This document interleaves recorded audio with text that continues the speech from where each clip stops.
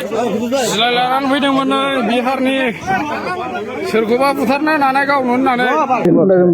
सिलाय खुन्दाजोंहाय देदों आरोखि सिलाय পোষ্টত ইমান মানুহে আজি মানে আগ্ৰহী হৈ পেলাই ফৰেষ্ট ডিপাৰ্টমেণ্টত কাম কৰিব বিচাৰিছে।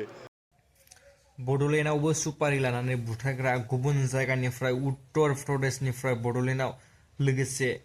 बर' सुबुंखौहाय सिलाय खुन्दाजों बुनाय जाथाय 4 सुबुं नोंथांमोना भिडिअखौ होनानै होगोन नोंथांमोना जुदि भिडिअखौ नायब्ला मिथिगोन आरो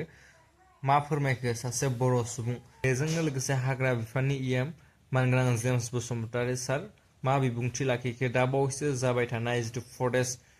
ग्रेड 1 लोगोसे फरेस्ट गार्ड थिग बेखौ लानानै बिथांनि बिबुंथि नोंथांमोना भिडिअखौ होनो हागोन नोंथांमोना नायनानै लानो हागोन मा बुंखो बिथाङा 8:30आवहाय मोनसे बाहाय घटना जानानै थांदों आरोखि थारमाने ओरै सिखाव होननानैहाय होखावग्रोदों आरोखि ओमफ्राय आंथ' बाहाय दखान होयो नालाय थारमाने दखान बन्द खालामबायमोन आरोखि आंबो ओमफ्राय खालामनानै ओरैनो दंमोन सिखाव होनबाय नालाय आंबो सिखाव सानदों आरोखि ओमफ्राय सिखाव साननानैहाय बयबो होसोबाय नालाय आंबो खिथु होसोलांफाबाय आरोखि आं बिसोरथ' उनु नालाय सर होनबाय नालाय ओमफ्राय आंबो जा होसोलांदों आरो खिथु आंनो फार्स्ट थांनायबो जादों बे होसोनानै आंजोंहाय बिदिनो एसे हमख्रबलायनाय माबालायनाय जादों आरोखि आंथ' मिथियाना खोमसिना बेनाव सिलाय दं ना मा दं आंथ' बेखौ नुवाखैबो ओमफ्राय दा बिदिनो बेयाव जालायबाय आरोखि बिदिनो हमख्रबलायनाय जालायबाय ओमफ्राय आंखौ एसे बुनायबो जादों आरोखि बिसोरबो आं मिथियाना मोनानि सिलाय खुन्दाजोंहाय देदों आरोखि सिलाय बानायनाय आरोखि गावसोर बिदिनो देबाय बाहाय देदों ओमफ्राय बाहाय देदोंमोन ओमफ्राय आंनावहाय बारा नाङाखै आरोखि बिसोर देनाया आंना आखाइया एसे गोलावना बिसोर मानसिया एसे गाहायमोन नाख्लाय हरलायनाय जादों आरोखि ओमफ्राय बिदिनो सिलायखौहाय उनावहाय लाबोनानैहाय बिदिनो मानोबा फैयामोन बिसोरो बाहायबा माबा मोनसे मावनो होननानै ओरै लकेल मानसिफोरबो थानो हागौ आरोखि बिसोरजोंहाय ओमफ्राय लाबोनानै गामिनि मानसिफोरा ज' हमनानै पुलिसा लानानै थांबाय आरोखि बिसोरो 4 गुलियाथ' गरसेल'नो मोनदोंमोन उनावहाय मोननै देरबावदों होनदों आरो सिलायाथ' गंसेल'खा बिसोरो जों ट्रेन टिकेटखौ नायदों आरो उत्तर प्रदेश टु आलिपुरदुवाराव ओंखारदों बिसोरो उत्तर प्रदेशनिफ्राय माने सन्देह दंमोन बेवहाय बाव माबा मोनसे खालामगौमोन आरोखि बिसोरो दा माबा मोनसे खालामोबा जों जेनेबा खाथिनि मानसिफोरखौहाय बुंगौमोन आरोखि बिसोरनो माबादों होननानैहाय बिदि बुंलायगौमोन आरोखि सन्देह जाथायनि उनावहाय बिदिनो उनावहाय फैदो आरोखि 1 घन्टासो जाबायमोन उनावहाय गावसोर फैनानै मानसिफोरखौ लानानै थांबाय आरो আচ্ছা 157 টোটেল 157 110 এই আমাৰ গাৰ্ড তাৰপিছত এই 47টো হ'ল আমাৰ ফৰেষ্টাৰ 1 চলি আছে ভালে চলি আছে মই দুবাৰমান গ'লোঁ ভিজিট কৰিলোঁ আৰু এই চাকৰিটো একেবাৰে পিয়ৰ জেনুইন হিচাপে হ'ব লাগে হ'ব আৰু গোটেই এইটোৰ কাৰণে আমাৰ হাগ্ৰামা ছাৰৰ লগতে আমি গোটেই আমাৰ ডিপাৰ্টমেণ্টে ইয়াত সজাগতা আছোঁ যে যাতে কোনো বিহিংগতি যাতে এই চাকৰিত মানে যাতে কোনো এটা দায়া বায়া কিবা একটা নহয় যে জেনুইন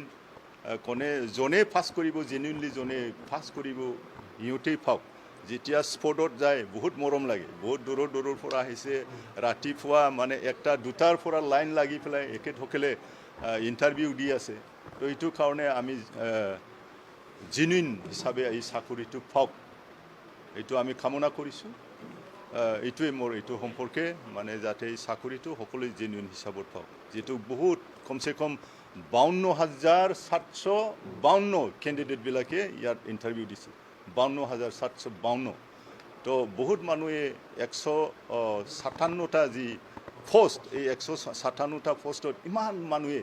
আজি মানে আগ্ৰহী হৈ পেলাই ফৰেষ্ট ডিপাৰ্টমেণ্টত কাম কৰিব বিচাৰিছে আমি সকলোকে মানে ৱেলকাম জনাইছোঁ জনে মানে এই চাকৰিটো মানে জেনুইন হিচাপে পায় এইটোকে আমিও আশা কৰিছোঁ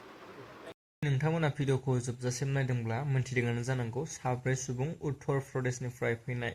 सिलाय लानानै फैनाय गसाइगावआवहाय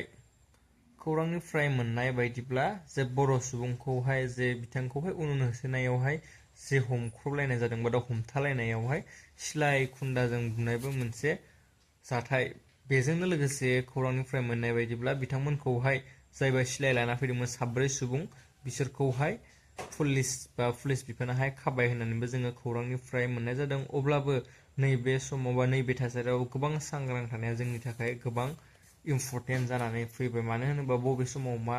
पात्ताखौनो मोनै रखम जालांबाय आरोना नोंथांमोना बेनि सायाव मा बुंनो सानो कमेन्टआव लिरना हरनो हागोन बेनिफ्राय